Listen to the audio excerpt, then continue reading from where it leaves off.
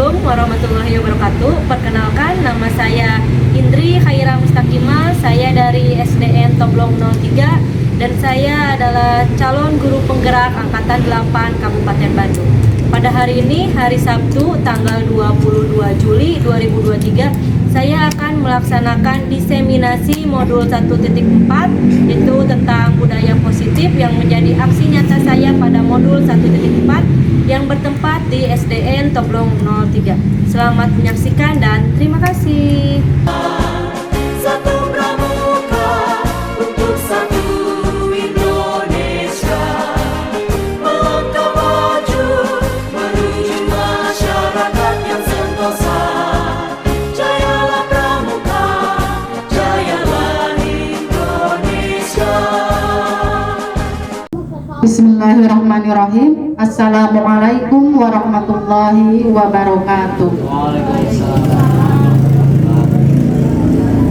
Bapak dan Ibu guru SDN Toblong 3 beserta Ibu Kepala Sekolah SDN Toblong 3 yang saya hormati, alhamdulillah pada kesempatan kali ini kita bisa berkumpul di tempat ini dalam acara rekan kerja kita CGP, calon guru penggerak, diseminasi modul 1.4 yang akan memaparkan tentang budaya positif oleh saudari Ibu Indri Khaira Mustakimah, CGP Angkatan 8. Mudah-mudahan acara dibukanya acara ini berlangsung lancar dengan mengucapkan basmalah bersama-sama. Bismillahirrahmanirrahim. Untuk acara selanjutnya, setelah pembukaan yang baru saja dibuka, kita lanjutkan ke sambutan dari Ibu Kepala Sekolah SDN Toblong 3 oleh saudari Ibu Imas Nurjanah SPD. Waktu dan tempat kami persilakan.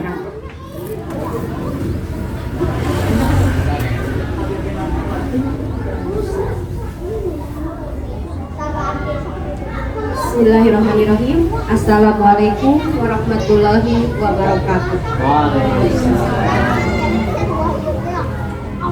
Innal hamdalillah nahmaduhu wa nasta'inuhu wa na'udzu billahi min syururi anfusina wa sayyiati a'malina may yahdihillahu fala mudhillalah wa may yudhlil fala hadiyalah. Asyhadu an la ilaha illallah wa asyhadu anna Muhammadan abduhu wa rasuluh.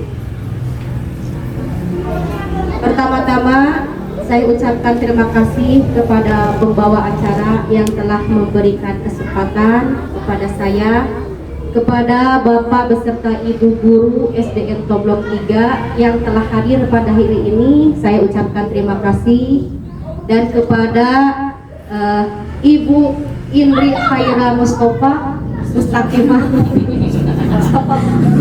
Mustakimah yang alhamdulillah pada hari ini mengadakan kegiatan CGP.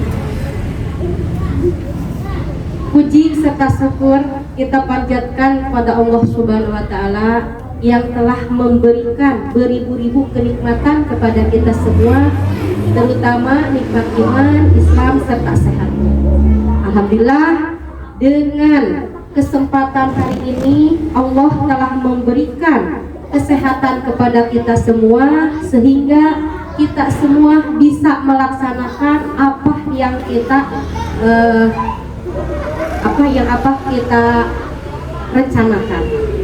Sholawat serta salam tetap tercurah limpahkan kepada Nabi kita, Nabi besar Muhammad Shallallahu Alaihi Wasallam, kepada para keluarganya, pada sahabat-sahabatnya yang beriman, pun sampai kepada kita semua ada di dalamnya. Amin ya rabbal alamin. Bapak beserta Ibu yang saya hormati, saya ucapkan sekali lagi terima kasih. Hari ini ada kegiatan calon guru penggerak, yaitu di SD Toblong 3 ini Saudari Ibu Indri Khaira Mustaqimah sedang mengadakan kegiatan yaitu diseminasi modul 1.4 tentang budaya positif. Mudah-mudahan di acara ini semuanya bisa terlaksanakan dengan lancar, dengan dikasih kemudahan dan keamanan. Semoga Saudari Indri bisa melaksanakan kegiatan CGP-nya ini sampai akhir dengan lancar, mudah, dan semuanya mendapatkan hasil yang terbaik dari yang lebih baik lagi. Dari kegiatan-kegiatan ini, semoga Saudari Indri bisa melaksanakan, sekarang sudah mencapai modul 1.4 dan kegiatan-kegiatan yang lainnya bisa dilaksanakan. Dan di hari ini juga Bu Indri nanti akan memaparkan berbagai pelajaran-pelajaran atau materi-materi yang insya Allah oleh Bu Indri akan dipaparkan. Mudah-mudahan kita semua termasuk ibu dan bapak yang ada di SD Toblong 3 ini bisa mengikuti langkah-langkah Bu Indri. Saya sebagai pimpinan di SD Toblong 3 ini mengharapkan semua guru-guru SD Toblong 3 ini bisa menjadi guru penggerak. Mungkin sambutan dari saya cukup saja sekian, kurang dan lebihnya mohon maaf. Wassalamualaikum warahmatullahi wabarakatuh.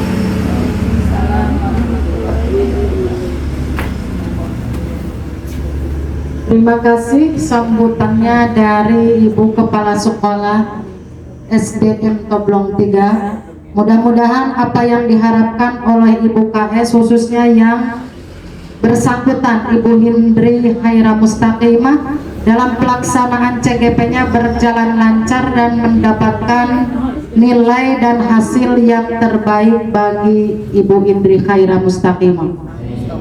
Acara selanjutnya yaitu acara pokok mungkin ini ya, yaitu seputar pemaparan diseminasi modul 1.4 seputar budaya positif yang akan disampaikan oleh CGP Angkatan 8 yaitu Saudari Indri Khaira Mustaqimah. Waktu dan tempat kami persilakan.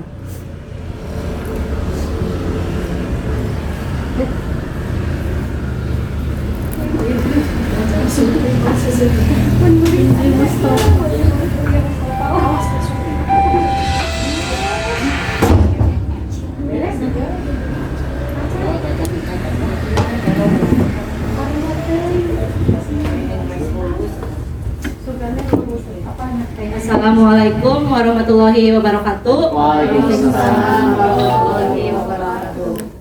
Di sini saya akan melakukan diseminasi modul 1.4 yaitu mengenai budaya positif yang sudah saya peroleh dari program pendidikan guru penggerak yang bertempat di SDN Toblong 03 dan pematerinya oleh saya sendiri yaitu Indri Khaira Mustaqimah, calon guru penggerak angkatan 8. Sebelumnya saya ingin memperkenalkan dulu. Di sini ada fasilitator saya, Bapak Dadan Hermawan. Beliau adalah fasilitator guru penggerak angkatan 8. Beliau juga kepala sekolah dari SDN Pelita Subang. Kemudian di sini ada Ibu Ira Herli Koeria. Beliau adalah pengajar praktik saya dari SMKN 1 Rancaike.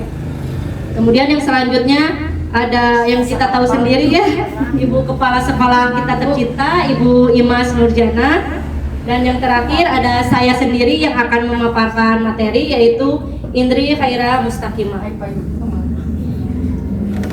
Tujuan dari diadakannya acara atau program diseminasi ini yaitu saya ingin menyampaikan pemahaman terhadap konsep-konsep kunci dari modul budaya positif yang sudah saya pelajari, yaitu terdapat mengenai perubahan paradigma belajar, disiplin positif, motivasi perilaku manusia, 5 kebutuhan dasar manusia, 5 posisi kontrol, guru serta keyakinan kelas dan segitiga restitusi. Dan yang kedua, saya ingin menyampaikan pengalaman dan pembelajaran yang didapat setelah saya menerapkan konsep-konsep kunci tersebut, baik di kelas ataupun di rumah. Kebetulan di sini saya sudah menerapkan keyakinan kelas serta segitiga restitusi di SDN Toblong 03. Sebelum ke materi selanjutnya, saya ingin bertanya kepada Bapak serta Ibu guru yang ada di sini, apakah Bapak atau Ibu setuju dengan pernyataan berikut? Hukuman dapat mendisiplinkan anak. Apakah Bapak dan Ibu setuju? Ada yang tergantung, ada yang tergantung hukumannya, ada yang setuju. Kalau di sini saya tidak setuju ya. Terus selanjutnya di sini ada poin yang kedua, apakah Bapak dan Ibu setuju dengan pernyataan pemberian hukuman dengan hal positif seperti membaca atau membersihkan halaman sekolah dapat meningkatkan disiplin anak? Setuju. Harus setuju. Oke, kebanyakan pada poin kedua setuju dan saya pun sama setuju pada poin kedua. Selanjutnya poin ketiga, memberi penghargaan dapat meningkatkan motivasi belajar. Apakah Bapak dan Ibu setuju dengan pernyataan terakhir ini? Setuju. Oke, setuju. Saya pun sama setuju, namun setelah mempelajari modul budaya positif ini, saya kurang setuju dengan adanya pemberian penghargaan ini. Nanti akan lebih dijelaskan lagi pada materi selanjutnya. Nah, selanjutnya ada perubahan paradigma kontrol ya, teori kontrol dalam belajar. Yang pertama yaitu ilusi guru dalam mengontrol murid. Nah, pada zaman dahulu atau masih sering ya menjadi kebiasaan kita, guru mempunyai hak wewenang untuk mengontrol muridnya. Misalnya saya guru kelas 4, saya memiliki hak wewenang dalam mengontrol anak-anak didik saya. Kemudian yang kedua adalah ilusi bahwa kritik dan membuat orang merasa bersalah dapat menguatkan karakter peserta didik. Dan yang ketiga yaitu perubahan paradigma teori kontrol, ilusi bahwa semua penguatan positif, efektif, dan bermanfaat. Dan yang terakhir adalah ilusi bahwa orang dewasa memiliki hak untuk memaksa. Nah, yang sering kita temui adalah yang pertama dan keempat ya, ilusi bahwa orang dewasa memiliki hak untuk memaksa. Karena biasanya di sini dengan istilahnya orang tua sudah banyak pengalamannya, sudah banyak mengalami pengalaman-pengalaman dalam menghadapi kehidupan, sehingga terkadang kita sebagai orang dewasa menuntut atau misalnya mengontrol anak kita, ingin diarahkan menjadi apa anak kita, bukan kemauan dari anaknya sendiri gitu, sehingga anak merasa terkekang seperti itu ya. Nah, selanjutnya di sini ada perubahan paradigma. Yang pertama ada A dan B. A dan B ini adalah Anda dan teman Anda, bisa dengan ya dua orang ya, dengan teman yang ada di samping Anda. Anda bisa menyobek atau sobeklah sebuah kertas kecil, atau bisa dengan penghapus atau benda apapun itu yang bentuknya kecil. Nah, kemudian bisa Anda letakkan di salah satu tangan Anda dan genggam benda atau sesuatu tersebut dengan segala daya. Buatlah sebuah kepalan dengan memegang benda tersebut.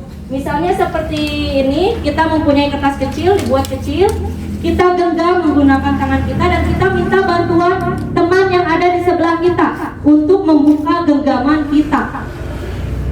Selanjutnya, teman Anda yang akan bertugas membukanya atau teman B akan mencoba dengan sekuat tenaga dengan berbagai cara untuk meminta Anda memberikan benda yang ada di dalam tangan Anda, yang ada di dalam genggaman tangan Anda. Orang B atau teman Anda tersebut bisa menggunakan berbagai cara untuk membujuk Anda, menghardik, mengancam, ataupun menyuap, atau apa saja bisa dilakukan oleh teman Anda untuk membuka genggaman Anda. Boleh dipraktekkan ya Bapak Ibu ke teman di sebelahnya. Silakan yang satu orang itu memegang kertas atau menggenggam kertas dengan sekuat tenaga, dan teman di sebelahnya tolong minta bantuannya untuk membukakan atau mengambil apa yang digenggam oleh temannya. Dengan segala cara. Dengan segala cara, boleh menggelitik.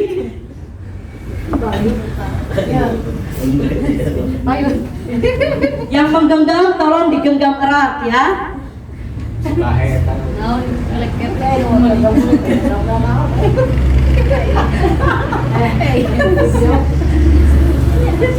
Oke, untuk Bu Asri dan Bu Marisa, apakah berhasil merebut apa yang ada di genggamannya Bu Marisa? Belum. Boleh saya bertanya kepada Ibu Marisa, mengapa Bu Marisa menggenggam kertas tersebut dengan sekuat tenaga? Oke, katanya boleh dijelaskan terlebih dahulu. Marisa Tidak melepas. Kenapa? Karena ini kan yang di genggaman saya itu hak saya, jadi teman saya jangan memaksa untuk membuka hak saya atau punya saya gitu. Seperti itu. Terima kasih Bu Marisa ya atas alasannya. Boleh bertanya juga kepada Bu Novi, apakah tadi berhasil dilepas genggamannya oleh temannya? Tidak. Kenapa alasannya Bu Novi mempertahankan yang ada di dalam genggaman Bu Novi?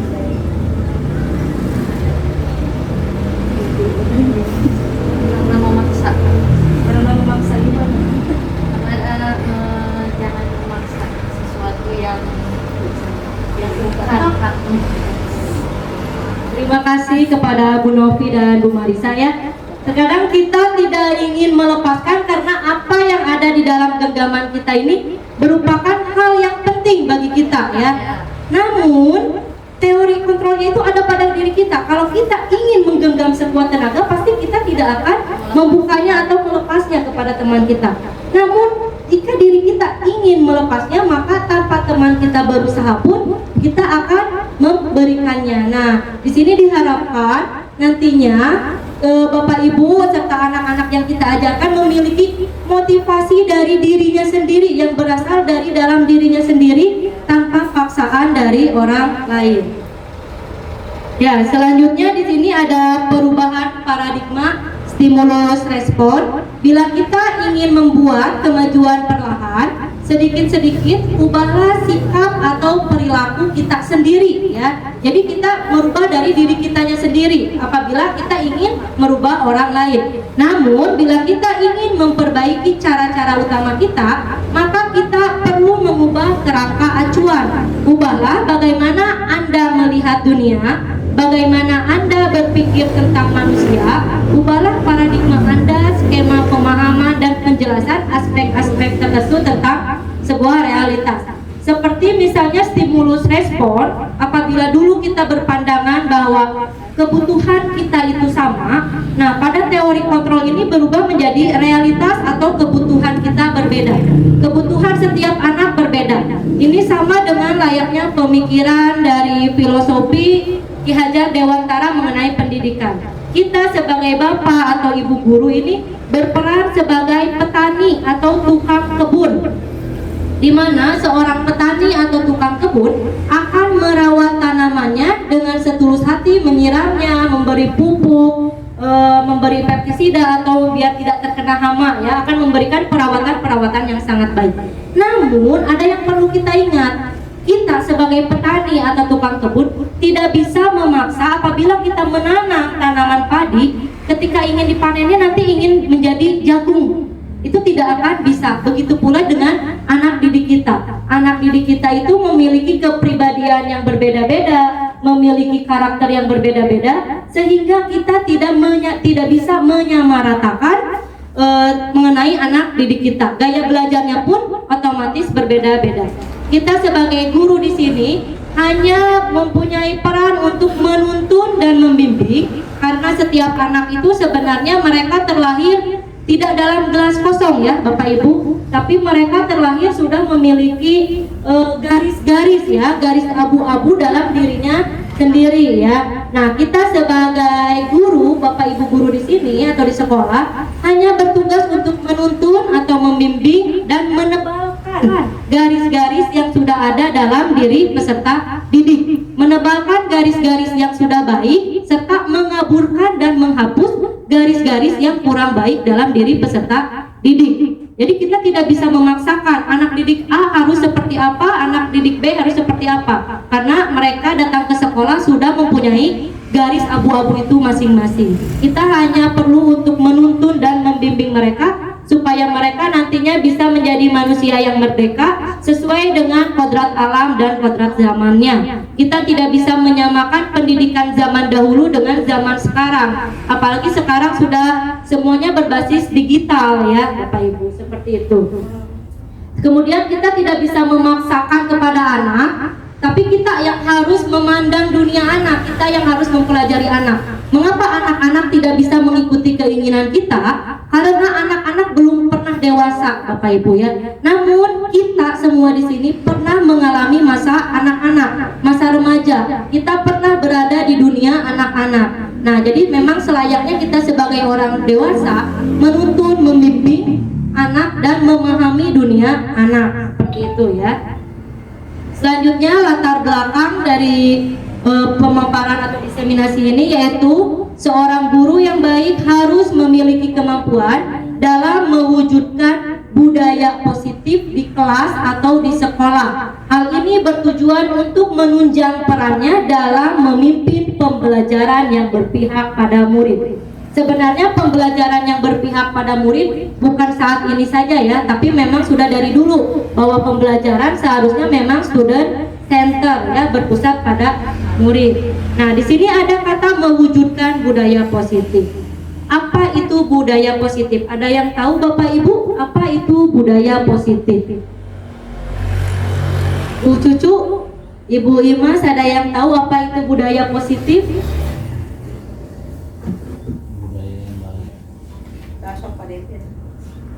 Budaya positif banyak ya, tapi menurut mungkin karena di sini banyak guru, pemahaman setiap guru pasti berbeda.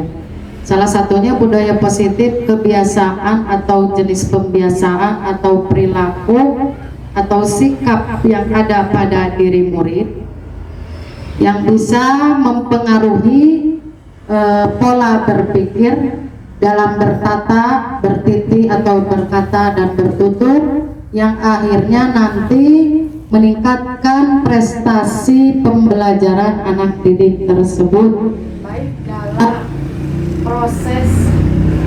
baik dalam peningkatan yang sekarang di Kurma itu kurikulum Merdeka P5, anak bernalar kritis, dalam bergotong royong, dalam itu bisa dilalui salah satunya dengan budaya positif, pengambilan sampah, kemudian setiap bertemu dengan guru uluk salam, membiasakan pakaian selalu rapi, berkata bertutur sopan santun kepada yang lebih tua dan menyayangi kepada yang lebih muda. Itu salah satunya. Banyak sekali, mungkin dari guru-guru yang lain juga ada yang ingin menambahkan. Dari Ibu Imas ingin menambahkan mengenai apa itu budaya positif. Untuk menambahkan Bu Ucu, memang itu betul, budaya positif itu kegiatan-kegiatan yang dilakukan awalnya dari guru ya. Awalnya dari guru, kebiasaan-kebiasaan seperti dalam bicara otomatis kalau anaknya ingin bicaranya bagus, sopan dalam bertingkah lakunya, pasti anak didik itu mikir ke gurunya. Otomatis yang pertama kita munculkan atau kita laksanakan dari atasnya. Pertama dari kepala sekolah, terus dari gurunya, bapak dan ibu gurunya, baru kita sering-sering ke anak itu mengingatkan. Karena anak itu kalau tidak diingatkan, namanya juga anak sering lupa, seperti membuang sampah. Kalau anak itu sudah jajan, otomatis jajanan itu pasti ada wadahnya. Kadang-kadang anak itu kalau guru tidak mengingatkan, sering juga suka lupa, apalagi kalau jarang-jarang mengingatkan.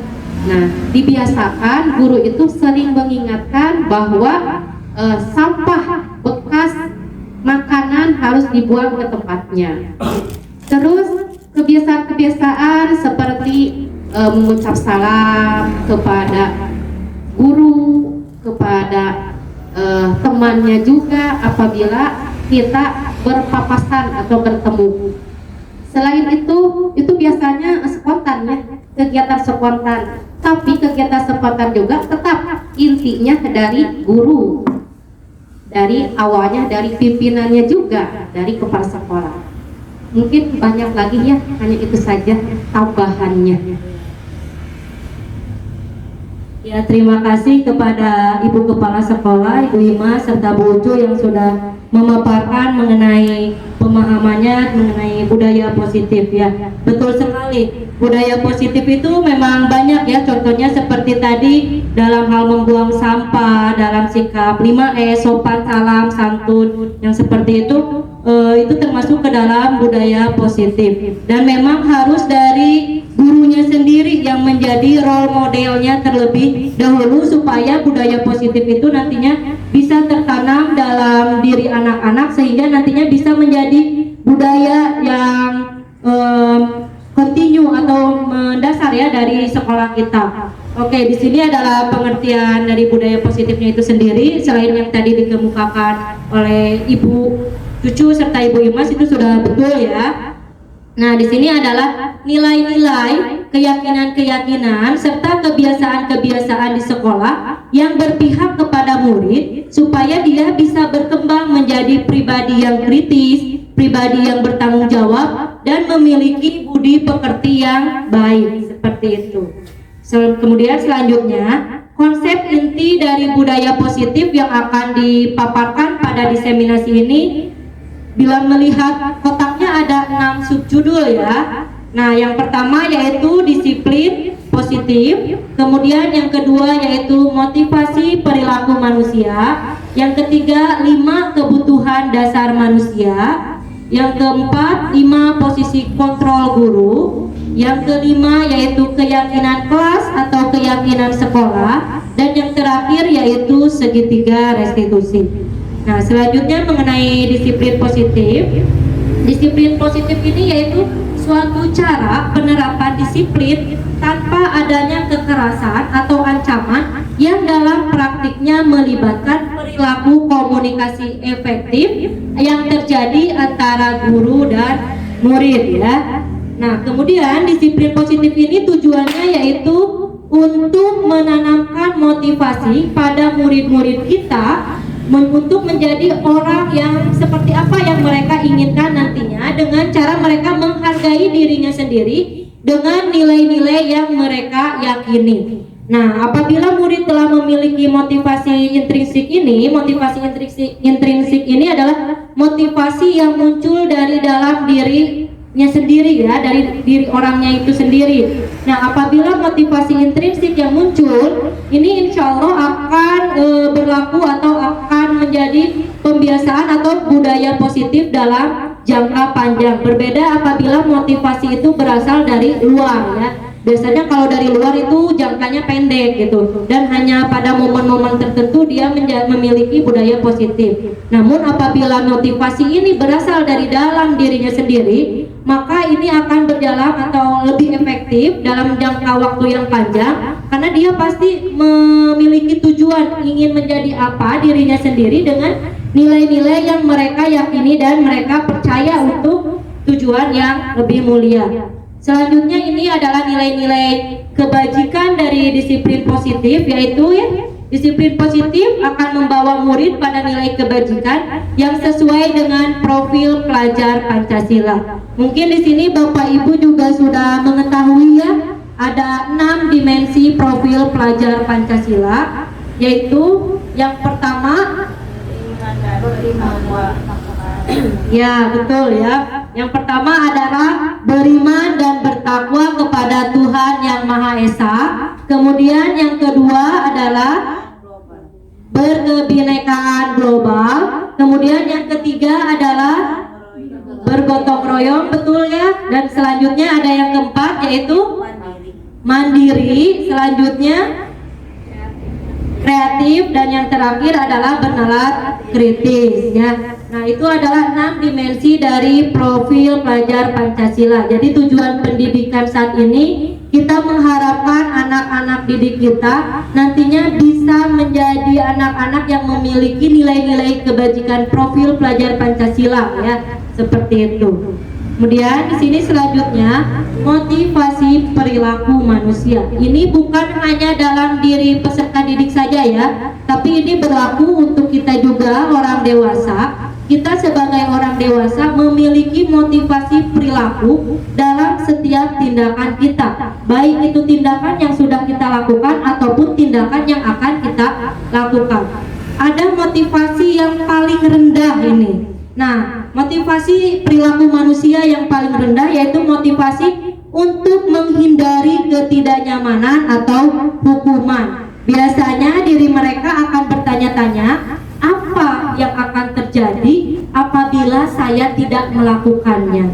Nah, ini adalah motivasi pertama ya, motivasi yang tingkatannya paling rendah, untuk menghindari permasalahan yang mungkin muncul dan berpengaruh baik itu secara fisik kepada dirinya ataupun secara psikologis kepada anaknya ya, kepada dirinya sendiri. Seperti misalnya terkadang dia melakukan sesuatu yang bertentangan dengan dirinya untuk menghindari hukuman ya, seperti itu. Nah, selanjutnya yang kedua, ada motivasi untuk mendapatkan imbalan atau penghargaan dari orang lain. Nah, biasanya ini yang muncul atau ada beberapa pertanyaan dalam benaknya, seperti misalnya, apa yang akan saya dapatkan apabila saya melakukan hal tersebut. Jadi dia mengharapkan sebuah imbalan, pujian ataupun pengakuan atau penghargaan dari orang lain. Dan yang terakhir, semoga kita berada pada motivasi ini ya, yaitu untuk menjadi orang yang mereka inginkan dan menghargai diri sendiri dengan nilai-nilai yang mereka percaya. Biasanya di sini muncul pertanyaan seperti, akan menjadi orang seperti apa saya apabila saya melakukan hal tersebut. Nah, mereka melakukan sesuatu atau melakukan tindakan ini karena mereka meyakini nilai-nilainya dan harga yang sudah mereka percaya ya. Mereka menghargainya. Mereka melakukannya karena mereka ingin atas dasar nilai-nilai yang mereka yakini tersebut. Nah, semoga Bapak dan Ibu berada pada tahap motivasi perilaku yang ketiga ini ya. Walaupun jujur saya sendiri pernah berada pada ketiga tingkatan motivasi ini ya, walaupun memang tidak dalam saat ini, mungkin ketika kita waktu kecil, ketika kita sedang remaja, pasti Bapak Ibu pernah mengalami ketiga atau salah satu dari dua motivasi dari tiga motivasi ini ya. Nah, selanjutnya di sini ada 5 kebutuhan dasar. Kita sebagai manusia semuanya pasti memiliki 5 kebutuhan dasar. Ada yang tahu 5 kebutuhan dasar yang kita butuhkan itu apa saja, Bapak Ibu?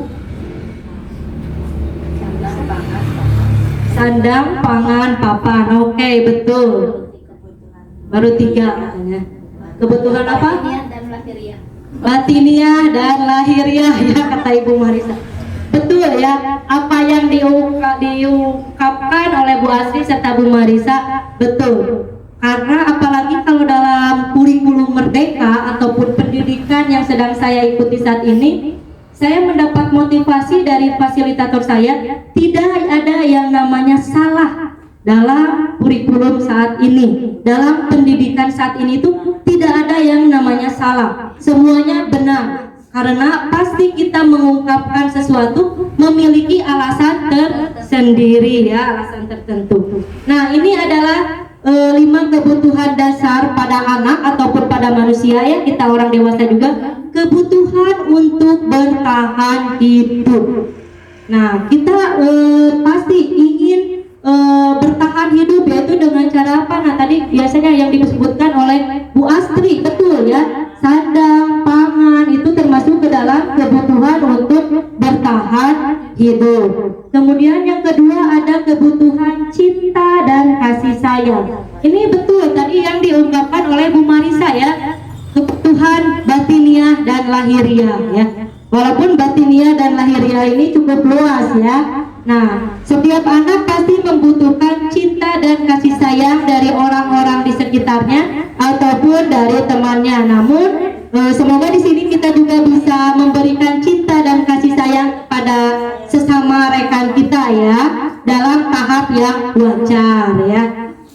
Nah, selanjutnya anak membutuhkan atau manusia juga membutuhkan kebebasan, freedom ya. Tidak untuk dikekang, karena ketika apabila anak terlalu dikekang, maka dia akan bertindak sedikit ekstrem dan bahkan mungkin lebih ekstrem nantinya ya, ekstrim ya, seperti itu. Kemudian yang keempat adalah kesenangan dan yang kelima adalah kekuasaan. Kekuasaan ini pengakuan dari orang lain. Jadi kita sebagai manusia ingin diakui oleh orang lain, seperti itu. Nah, selanjutnya di sini ada 5 posisi kontrol seorang guru. Nah, kita lihat di sini ada penghukum. Nah, tadi yang poin pertama yang apakah Bapak dan Ibu setuju hukuman dapat mendisiplinkan anak ya, itu masuk ke dalam kategori penghukum. Penghukum biasanya identik dengan kata-kata patuhi aturan saya atau awas bertindak saya terhadap. Kemudian yang kedua adalah pembuat merasa bersalah. Nah, biasanya di sini membuat anak kita merasa bersalah terhadap tindakan yang dia lakukan. Biasanya diikuti dengan salah satu kalimat, "Ibu sangat kecewa sekali dengan kamu." Kemudian posisi kontrol yang ketiga ada posisi kontrol sebagai teman. Posisi kontrol sebagai teman seperti ya sudah, kali ini tidak apa-apa, nanti ibu bantu bereskan. Posisi kontrol sebagai teman ini terkadang melihat bagus namun juga tidak efektif ya Bapak Ibu, karena nantinya anak akan tergantung pada guru tertentu saja, sedangkan pada guru yang lainnya dia akan ya berbeda ya. Jadi tingkah laku yang diberikan kepada posisi kontrol teman dengan guru yang lainnya itu pasti akan berbeda. Dan yang keempat ada posisi kontrol pemantau. Pemantau ini apa yang telah kamu lakukan biasanya ya kalimatnya. Dan yang terakhir posisi kontrol manajer. Posisi kontrol manajer ini mencantumkan kalimat apa rencana kamu untuk memperbaiki hal ini. Nah, ini adalah kelima posisi kontrol seorang guru yang bisa saya paparkan ya. Kemudian nanti ada refleksi setelah melihat tayangan berikut ini. Di sini ada tayangan mengenai aplikasi atau implementasi dari kelima posisi kontrol guru ini. Silakan disimak.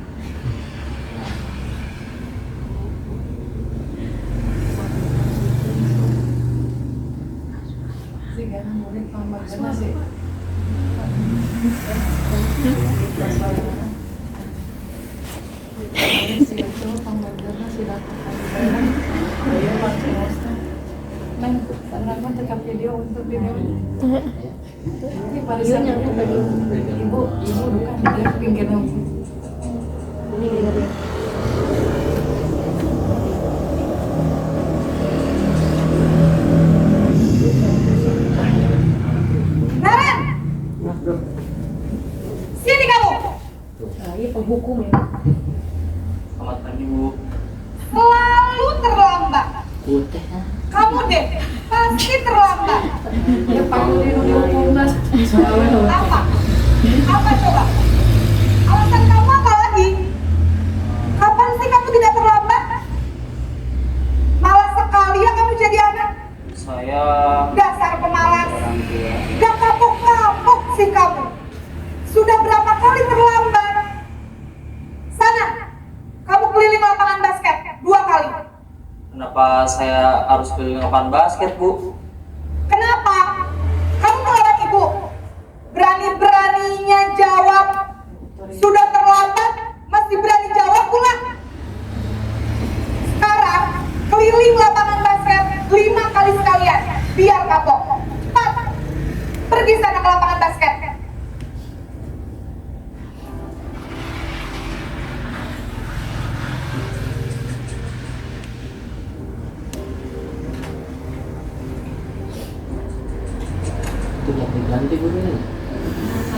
posisi kontrol ini guru. Naren!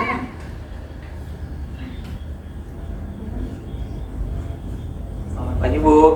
Naren, kamu kenapa terlambat lagi, nak? Ya Tuhan, Naren, kamu senang ya bikin ibu susah ya? Kalau kamu terlambat lagi, nanti ibu yang ditegur bapak kepala sekolah, nak. Disangka ibu tidak bisa membina kamu. Duh, gimana ini? Maaf Bu. Duh, Gusti Naren, kamu suka ya kalau ibu ditegur bapak kepala sekolah? Terus, sekarang ibu harus tulis apa ini di buku absen? Ini kamu sudah sering terlambat loh. Ibu harus apa coba? Maaf Bu. Maaf sekali. Ya sudah, lain kali jangan bikin ibu susah lagi anak ya. Ibu tidak akan kuat lagi kalau kamu begini terus. Bisa jantungan kalau ibu tegur bapak kepala sekolah. Sana cepat kelas. Maaf ya Bu. Maaf sekali.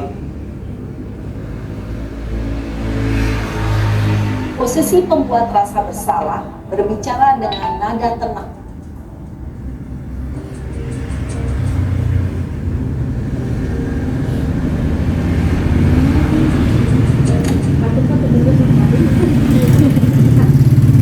Naren!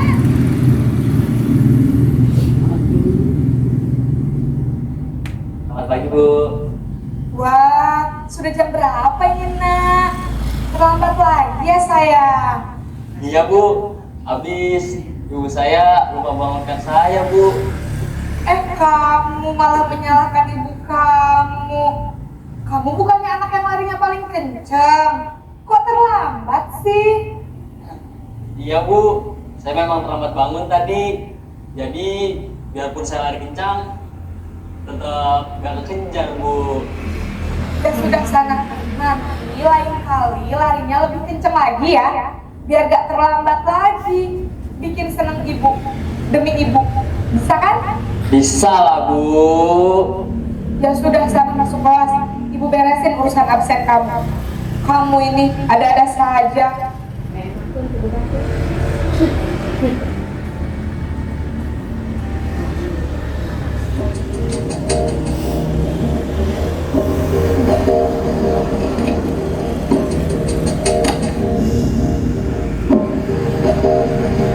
Naren!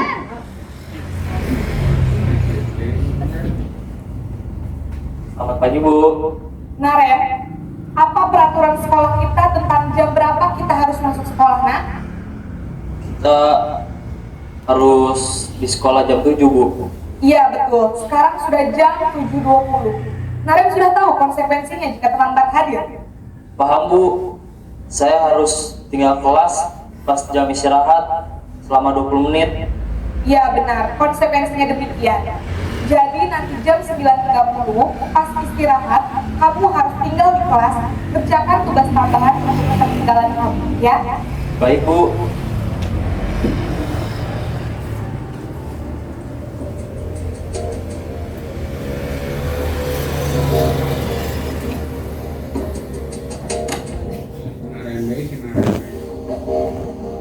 Naren!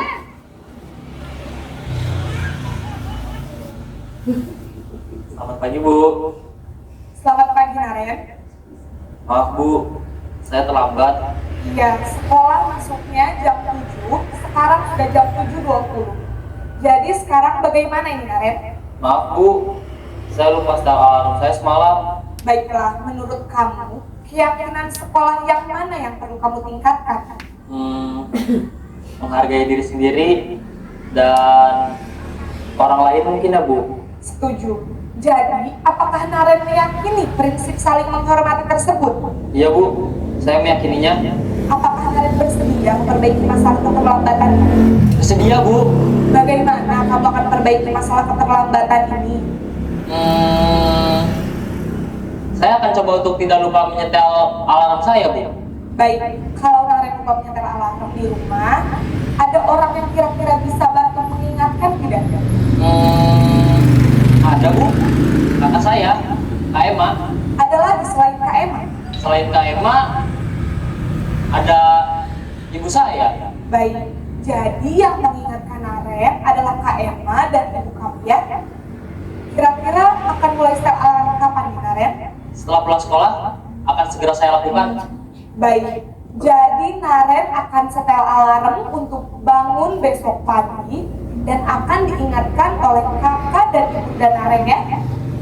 Ada lagi yang mungkin perlu dilakukan Naren agar tidak terlambat bangun lagi? Tidak ada, Bu. Baik Naren, terima kasih untuk kerjasama kamu. Sekarang kamu perlu kembali ke kelas untuk belajar. Baik, Bu. Terima kasih.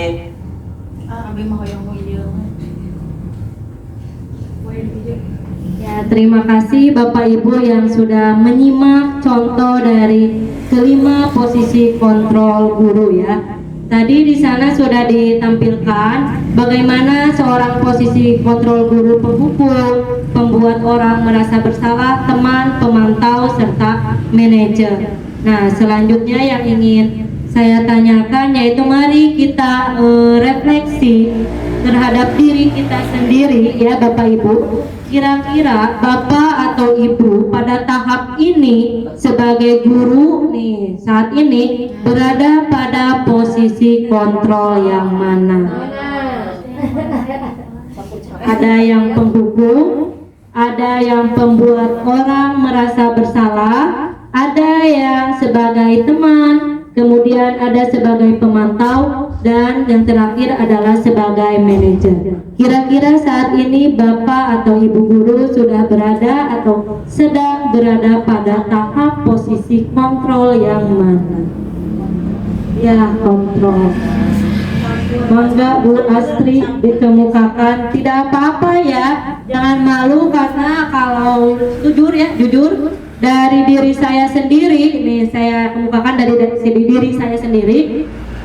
Saya sebelum kesini tuh berada pada tahap posisi kontrol pembuat orang merasa bersalah, teman, serta pemantau. Saya tidak berada pada posisi manajer dan bahkan dulu saya berada pada posisi kontrol penghukum.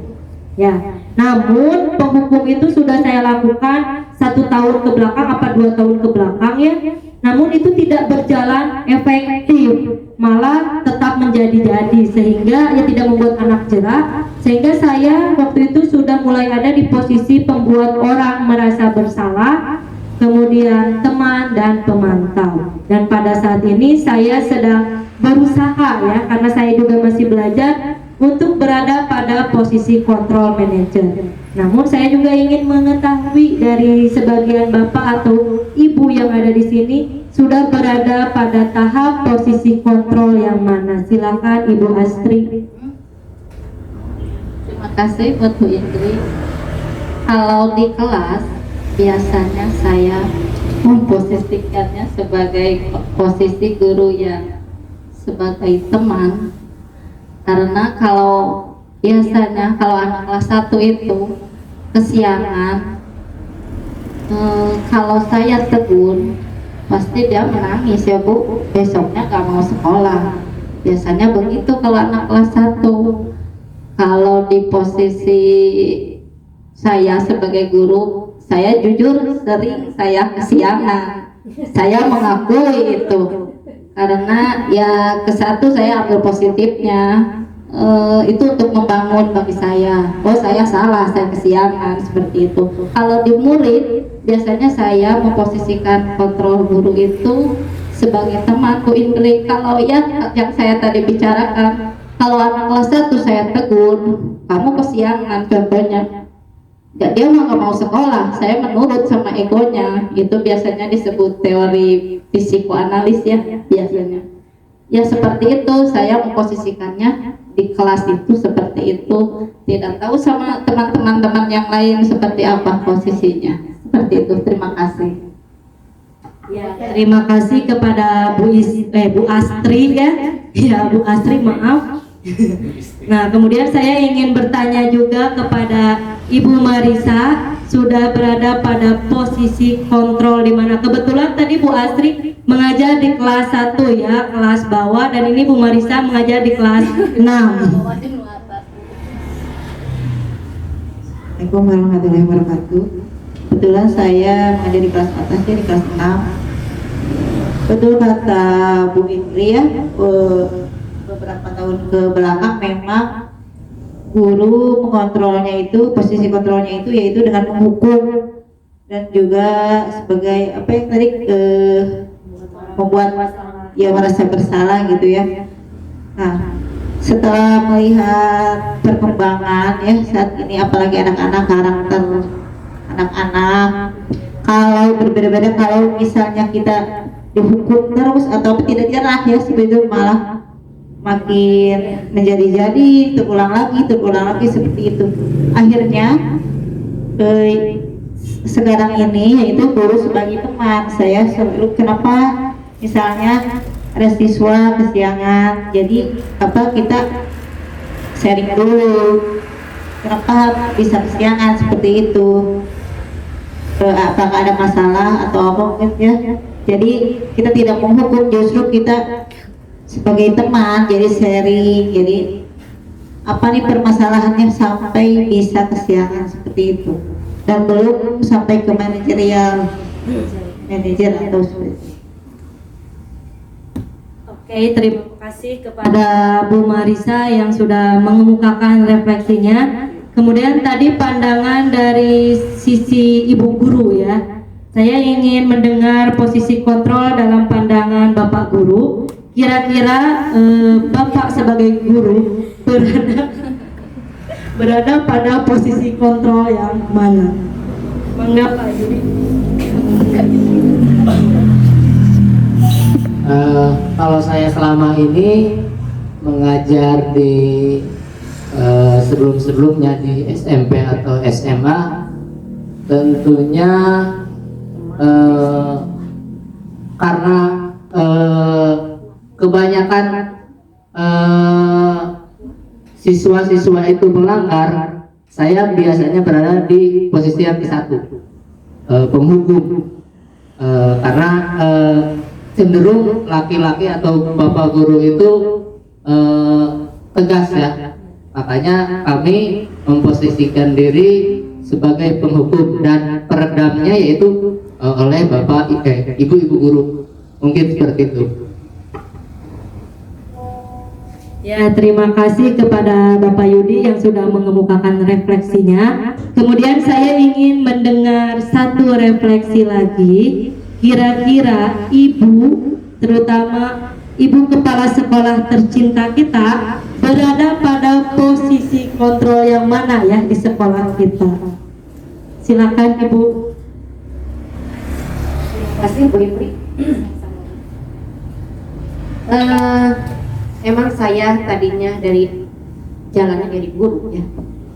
Waktu saya menjadi guru, saya memegang kelas bawah, kelas atasnya juga pernah. Kata Bu Astri, emang kalau kelas bawah bukan pasti saya memberi kontrolnya itu ke teman, karena kelas bawah kalau dikasih hukuman, tadi sudah dikatakan sama Bu Astri, bukannya mengurangi kesalahan, malah dia itu tidak ke sekolah sambil menangis. Otomatis orang tuanya apalagi kalau orang tuanya emosinya tinggi, itu akan menambah masalah. Jadi kalau ke anak bawah, yang saya lakukan itu kontrol teman. Pernah saya di kelas atas kontrol 1, 2, 3, 4 itu pernah dialami, hanya sebagai manajer yang belum. Insya Allah sekarang saya posisinya sebagai kepala sekolah, tentunya tidak hanya kepada anak. Sebelum ke anak pasti saya juga punya ibunya, di mana ibunya itu adalah sebagai bapak beserta ibu guru. Insya Allah saya akan menggunakan kontrol yang kelima, yaitu kontrol sebagai manajer. Insya Allah saya akan berusaha. Mengapa? Karena bapak beserta ibu guru itu adalah sebagai teman saya, bukan sebagai atasan dan bawahan. Saya memikirnya ke sana. Kalau emang dalam tugas itu ada atasan, ada bawahan, tapi dalam bekerja kita sama-sama untuk memajukan sekolah itu tidak dengan menggunakan kekerasan, yaitu hukuman, tapi insya Allah saya akan melaksanakan dengan kontrol manajer. Mungkin itu yang saya sampai saat ini saya akan berusaha. Hanya itu saja. Ya, terima kasih Ibu Imas Nurjana selaku Kepala Sekolah yang sudah merefleksikannya. Selanjutnya di sini terima kasih ya kepada Bapak Ibu semua yang sudah melakukan refleksi posisi kontrol kita sebagai seorang guru. Kemudian di sini subjudul selanjutnya yaitu ada keyakinan kelas. Keyakinan kelas ini adalah nilai-nilai kebajikan yang universal yang disepakati bersama-sama secara tersirat dan tersurat, lepas dari latar belakang suku, negara, bahasa maupun agama, dan dibuat secara bersama-sama dengan anak-anak ataupun warga sekolah. Pembentukan keyakinan kelas ini yaitu pernyataan keyakinan kelas senantiasa dibuat dalam bentuk kalimat positif. Misalnya kemarin anak saya menulis jangan terlambat. Kita ubah kata jangan terlambat itu menjadi kalimat positif, menjadi datang tepat waktu. Kemudian ada juga yang mengemukakan jangan makan di kelas, jangan lari-larian, kita ubah menjadi kalimat positif tertib. Kemudian keyakinan kelas hendaknya tidak terlalu banyak ya Bapak Ibu, supaya mudah diingat dan mudah dipahami oleh semua warga kelas. Keyakinan kelas juga sebaiknya sesuatu yang dapat diterapkan di lingkungan tersebut. Semua warga kelas hendaknya ikut berkontribusi dalam pembuatan keyakinan kelas lewat kegiatan curah pendapat, atau mereka menuliskan impian-impian mereka terhadap kelas yang diinginkannya. Kemudian yang terakhir yaitu bersedia meninjau kembali keyakinan kelas yang telah kita buat dari waktu ke waktu. Apakah keyakinan kelas yang kita buat itu sudah berjalan efektif atau belum? Di sini ada implementasi kegiatan pembuatan keyakinan kelas yang saya lakukan di kelas 4 ya.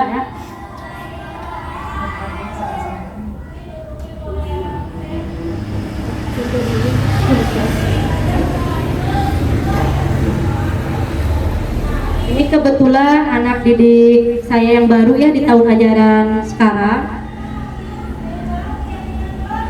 Di sini saya menjelaskan terlebih dahulu apa itu yang dimaksud dengan keyakinan kelas kepada anak didik saya.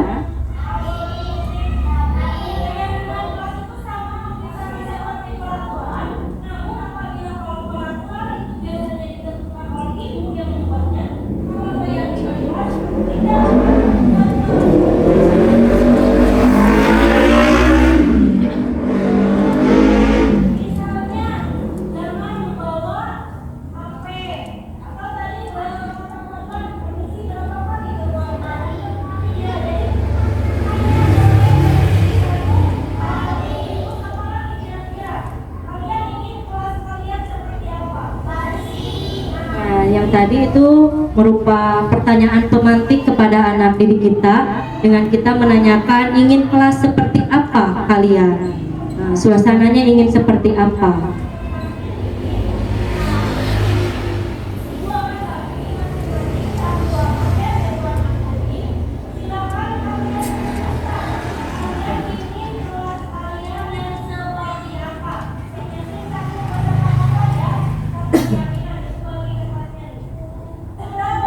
Nah, ini setelah mereka menyuarakan kesepakatan atau keyakinan yang ingin mereka sampaikan, kemudian ditulis ke dalam sticky note dan ditempelkan ke dalam papan tulis.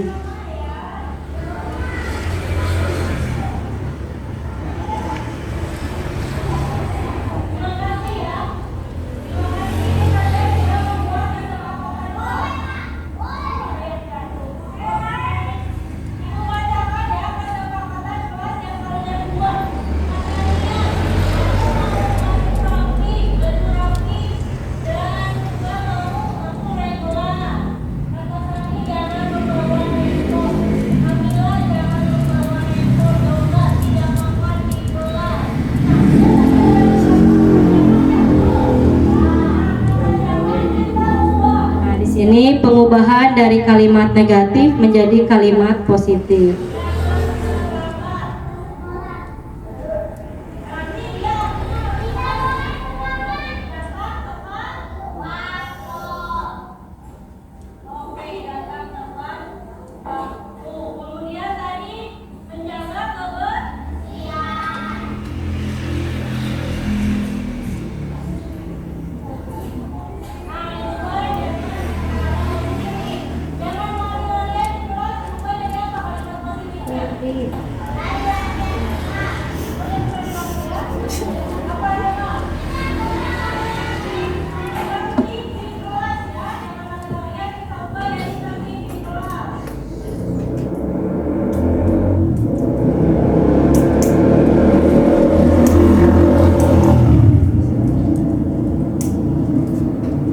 Nah, ini adalah ya implementasi saya di kelas. Kemudian saya membagikan sticky note yang kedua. Sticky note yang kedua ini berisi konsekuensi. Ya, konsekuensi apa yang akan kita berikan kepada teman kita yang melanggar keyakinan kelas yang telah dibuat. Sebelumnya di sini ada yang menuliskan di setrap katanya ya, dan berdiri di lapangan. Nah, saya membuang atau mengeliminasi hukuman atau konsekuensi yang seperti itu, karena apabila kita menyetrap murid atau berdiri di depan kelas atau berdiri di lapangan, itu bukan termasuk konsekuensi, tapi itu termasuk ke dalam hukuman. Dimana hukuman itu kadang kalau kita menghukum dengan push up itu ada manfaatnya untuk dirinya sendiri ya, menjadi olahraga. Namun apakah ada manfaatnya untuk orang lain? Tidak ada. Nah, hukuman itu bentuknya seperti itu. Sedangkan apabila konsekuensi itu bermanfaat bagi orang lain juga. Nah, dari keyakinan kelas dan kesepakatan kelas yang telah kami buat serta konsekuensinya disimpulkan atau diperkecilkan, dikerucutkan lagi menjadi ada 4 keyakinan kelas utama, yaitu datang tepat waktu, kemudian saling menghargai antar warga kelas, tertib di kelas, dan yang terakhir adalah permisi hanya boleh 1 kali. Ketika saya menerapkan keyakinan kelas ini, jujur ini cukup efektif ya, namun saya belum bisa mengkomunikasikan atau mengevaluasinya secara jauh karena ini baru dibuat hari Selasa, sedangkan ini dari hari Selasa ke sini kita baru berjalan 3 hari, jadi saya belum tahu. Namun yang saya lihat dalam 3 hari ini, anak-anak saya yang memang dikenal waktu kelas 3-nya itu anak-anak yang kinestetik, hiperaktif ya semuanya, cukup efektif. Dimana yang biasanya ketika mereka kelas 3 sering keluar kelas, sekarang mereka tidak terlalu sering keluar kelas dan lebih sering mendengarkan gurunya ketika gurunya sedang berbicara di depan kelas. Kemudian konsekuensi dari yang kita buat setelah dirangkumkan, yaitu yang pertama bagi yang melanggar yaitu ada piket 1 hari. Kemudian yang kedua adalah membersihkan sampah di area kelas atau sekolah, dan yang terakhir adalah membayar denda 1.000. Denda ini nantinya bisa dimasukkan ke dalam uang kas kelas ya. Kemudian dari pelaksanaannya selama 3 hari ini, kebetulan sudah pernah ada yang melanggarnya keyakinan kelas itu, terutama anak laki-laki ya, melanggar karena dia permisinya lebih dari 1 kali, mungkin karena belum terbiasa ya, dan mereka diberikan kesempatan. Konsekuensi juga tidak harus dilakukan semuanya, tapi anak-anak bebas memilihnya, memilih dari ketiga konsekuensi yang telah kita sepakati. Dan kebetulan kemarin anak-anak memilih untuk membersihkan sampah di area kelas atau sekolah. Selanjutnya, di sini ada segitiga restitusi. Segitiga restitusi ini adalah proses menciptakan kondisi bagi murid untuk memperbaiki kesalahan mereka sehingga mereka bisa kembali pada kelompok mereka dengan karakter yang lebih kuat. Ini menurut dosen tahun 2004. Jadi segitiga segitiga restitusi ini diterapkan kepada anak yang tadinya mungkin dia berpikir atau beranggapan memiliki identitas yang gagal karena melakukan kesalahan. Nah, kita menerapkan segitiga restitusi agar nanti anak bisa kembali dari identitas gagal itu kembali ke kelompoknya menjadi pribadi yang lebih kuat lagi dan dia lebih bertanggung jawab lagi. Di sini ada contoh penerapan segitiga restitusi yang saya lakukan.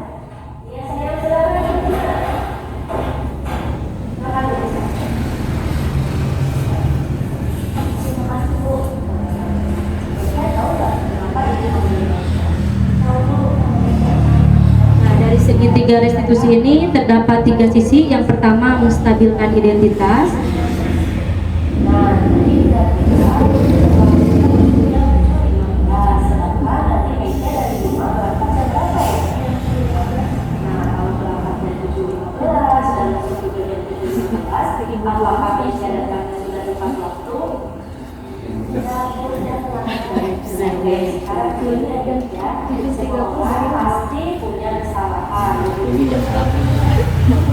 Ini fase menstabilkan identitas dengan kita berkata bahwa setiap orang itu pasti pernah memiliki kesalahan.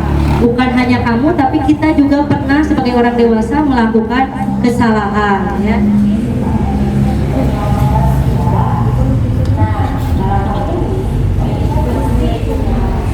Nah, di sini validasi tindakan yang salah dengan cara menanyakan alasan keterlambatan anak. Jadi kita tidak langsung menjudgment anak itu datang terlambat, tapi kita menanyakan alasannya terlebih dahulu.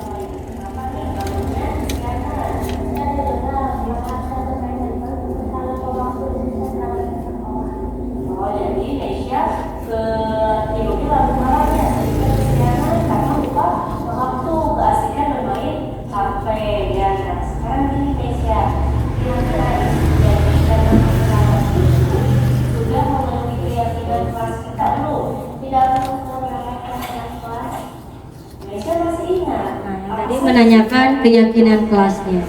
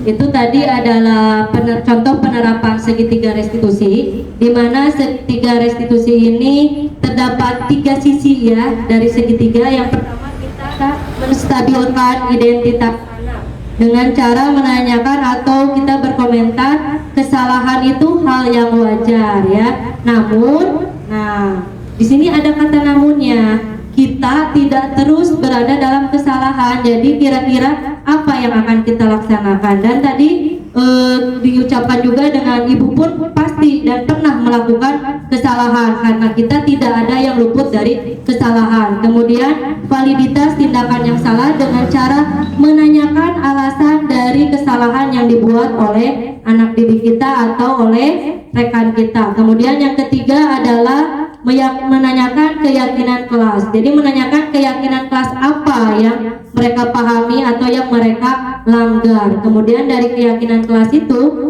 nantinya kita membantu memecahkan masalah supaya anak bisa mengatasi permasalahannya tersebut dengan cara menuntun, bukan mendikte atau kita yang memecahkannya, tapi anak menemukan solusinya sendiri. Nah, kesimpulannya yaitu hal yang terpenting dalam mewujudkan terbentuknya budaya positif di kelas atau di sekolah membutuhkan kolaborasi yang sejalan antara seluruh warga sekolah dan didukung oleh orang tua murid agar menjadi pembiasaan yang baik untuk dilakukan anak, baik itu dilakukan di lingkungan sekolah ataupun di lingkungan rumah. Nah, sebelum saya tutup, apakah Bapak dan Ibu ada yang ingin ditanyakan terkait diseminasi budaya positif hari ini? Oke, terima kasih. Tidak ada yang tanyakan. Berarti materi yang saya paparkan semoga cukup, dan apabila di kemudian hari terdapat kekeliruannya, mohon kita saling mengoreksi ya. Nah, cukup sekian pemaparan diseminasi dari saya. Saya kembalikan kepada Ibu Cucu Latifah sebagai pembawa acara.